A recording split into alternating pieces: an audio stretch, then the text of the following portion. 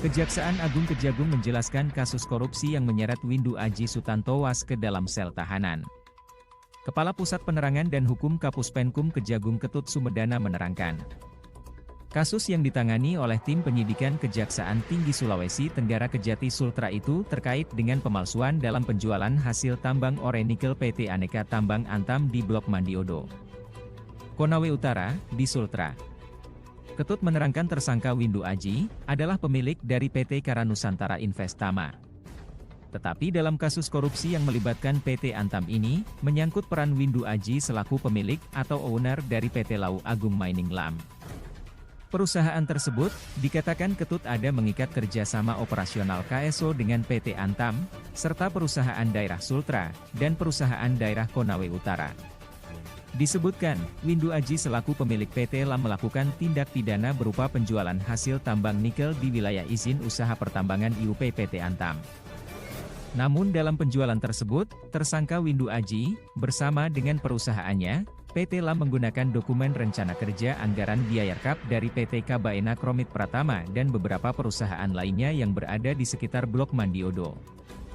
Dan seolah-olah nikel tersebut bukanlah berasal dari PT Antam lalu dijual ke beberapa smelter di Morosi dan di Morowali, begitu kata Ketut, Selasa 18 Juli 2023. Padahal dikatakan Ketut, dalam perjanjian KSO antara PT Lam dengan PT Antam selaku badan usaha milik negara BUMN disebutkan adanya klausul yang menyatakan, semua ore nikel dari hasil penambangan di wilayah IUP PT Antam harus diserahkan ke PT Antam.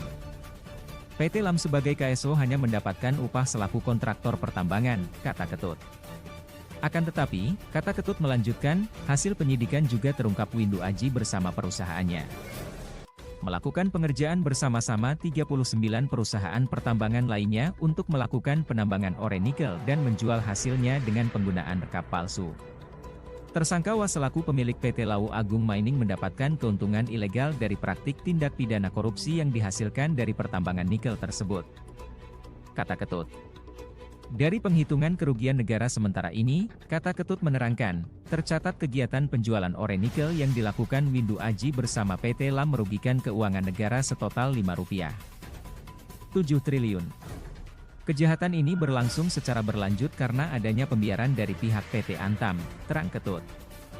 Dalam kasus ini, pada Rabu 12 Juli 2023 tim penyidik Kejati Sultra bersama tim dari Jampitsus juga melakukan penangkapan terhadap Ovan Sofwan OS selaku Dirut PT Lam.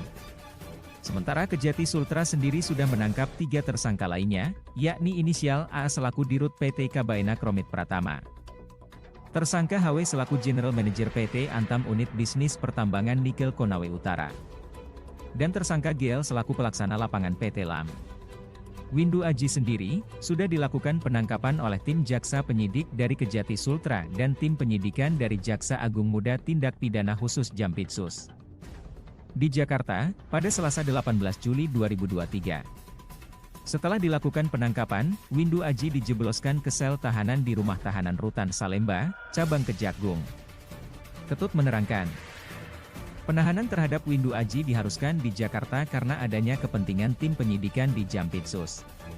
Karena Windu Aji juga diduga terlibat dalam penerimaan aliran dana untuk pengendalian kasus korupsi BTS 4G Bakti Kemenkominfo yang merugikan negara Rp8,03 triliun. Jadi untuk kebutuhan penyidik, penahanan terhadap yang bersangkutan, yaitu tersangka was ditempatkan di Rutan Salemba Cabang Kejaksaan Agung, karena terhadap tersangka was ini juga ada terkait namanya dengan perkara korupsi BTS, begitu kata Ketut. Karena ada yang bertanya apakah tersangka was ini ada terkait namanya dengan perkara korupsi BTS 4G Bakti Kemenkominfo yang disebut-sebut turut menerima aliran dana? Jawabannya, iya, kata Ketut menjelaskan. Windu Aji dalam kasus BTS 4G Bakti, pun sebelumnya, Jumat 14 Juli 2023, sudah pernah diperiksa oleh tim penyidikan di Jampitsus. Windu Aji namanya ada dalam daftar 11 pihak yang disebut oleh terdakwa Irwan Hermawan I dalam berita acara pemeriksaan BAP turut menerima Rp75 miliar dari Rp243 miliar. Ratusan miliar yang digelontorkan oleh Komisaris PT Solitech Media Sinergi tersebut, disebut untuk menghentikan proses penyidikan korupsi BTS 4G Bakti Kemenkominfo yang ditangani oleh Jampitsus.